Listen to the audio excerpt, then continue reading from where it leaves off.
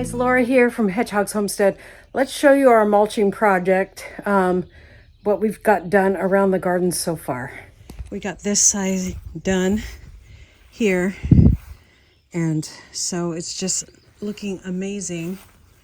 We got this done over here too, and we lost that plant from the dogs peeing on it. Hopefully we don't lose that one. That's marshmallow. And over here are beautiful sunflowers that are about to bloom soon.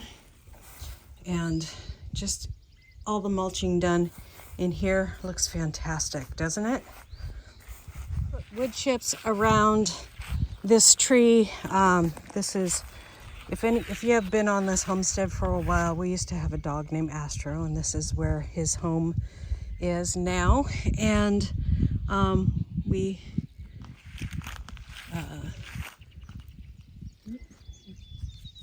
looks like we're starting to get, I need to hang up a trap somewhere.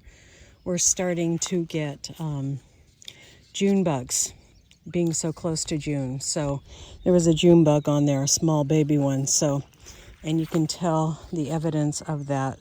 So we're gonna have to hang a June bug trap. So I'm gonna have to order one of those. We didn't get to these plants. These are native species that have come up, and we liked the placement of these. Sassafras, and this is our sassafras tree. It has beautiful foliage, and so and then those are our two peach trees, and then our apple tree. And then over here,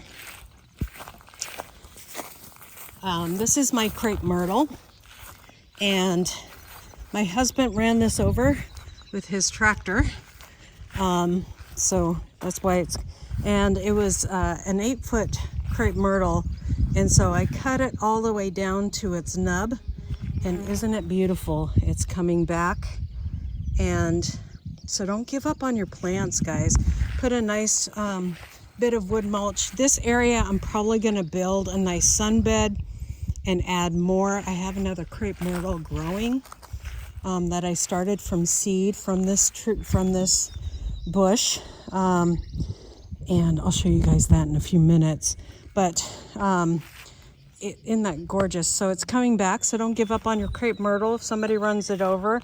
Crepe myrtles do good every 4 years or every 3 years with a good shearing back. And so this has just rejuvenated it and made it come back beautiful. We got this area looking beautiful. My coleus is coming up and looking beautiful that I planted from seed this year. This limelight, mini limelight, is starting to bud out. So we're excited about that. And this area, of course, isn't done yet, but we keep on adding boxes down there, and we're going to weed that back and put more boxes down there. And so we are going to build a retaining wall, probably not out of these bricks, but maybe out of some posts. We'll see. But just exciting. That looks like that could use a treatment. I don't know. What do you guys think? I don't like how... Or is it just new growth? It looks like new growth. And then it looks like we're getting some new growth at the base too. Those are the ones I got for 50% off. Those are not going to bloom this year. Neither is this, just because if you hear scratching, that's what it is. Kitty wants to say hi. Anyways, so that's what these aren't going to bloom, but this little limelight will bloom. And this area right here is just going to look beautiful. We finally got our front flower bed weeded, not perfectly, but it is weeded now. And beautiful, beautiful garden space this is turning out to. I cut, this was totally damaged by the storm. This is a mini butterfly bush. And I cut it way back, and it's finally rejuvenating and coming back, and it looks like it's got some beautiful flowers on there. I thought it was totally dead.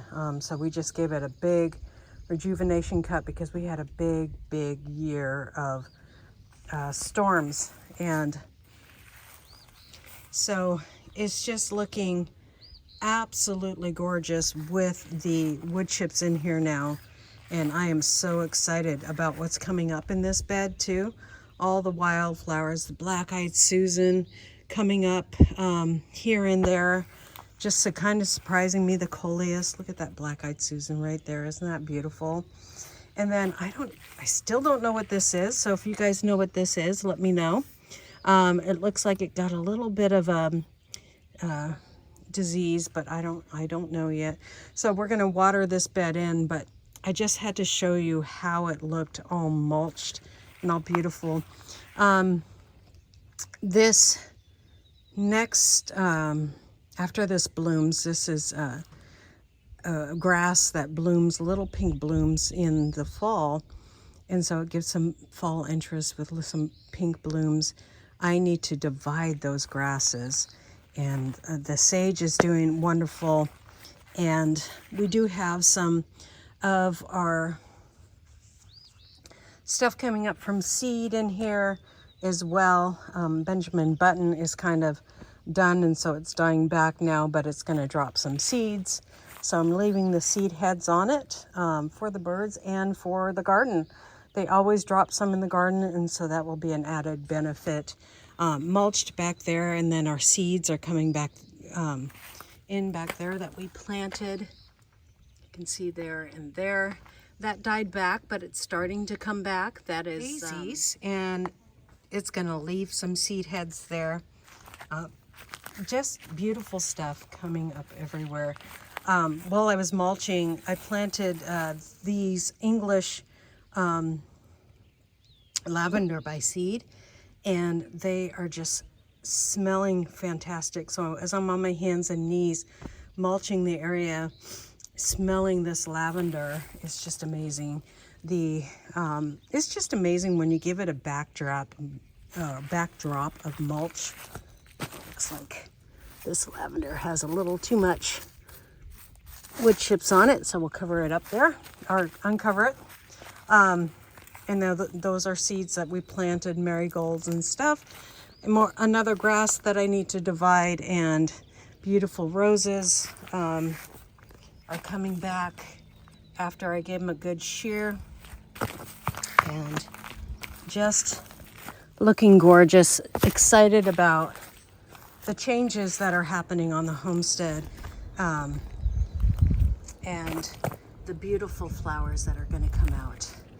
And our echinacea, or our elderberry, is doing fantastic, loving it here. And so is our honeysuckle that we moved. Isn't that just a gorgeous bloom there? And so we did this whole area, extended this bed out. So this is the crepe myrtle that I started from that. It took many seeds. The crepe myrtle gets a seed head on it after it blooms. And so they have like little round, I can show you the pods too. I have some still. And they need to sit in the refrigerator over winter, and then, or in the freezer. And then you kind of nick them and plant them. And so this crepe myrtle, I left it out during the winter. Started this last year, left it out during the winter, and it died back. So I won't do that again, as young as it is. But I potted it this summer, and then you can see I cut it back so that it would split a little more, and now it's splitting here. So it's making more branches. So just excited. It took a lot of seed. It took like probably 50 seeds to get this one. The other ones, I had 3 more, and the other ones died and didn't come back. So this is my little propagation station. A lot of stuff I started from seed. And I need to get these out. These are my squashes. So we'll get those out tomorrow or today, and I will film that too, but just let you know what's happening. So here is the crepe myrtle seed pods. You want them to kind of separate open before you harvest them, and they'll drop some, but this is what they look like. Thank you for watching today, guys. God bless, and we'll see you next time here on Hedgehog's Homestead. Bye.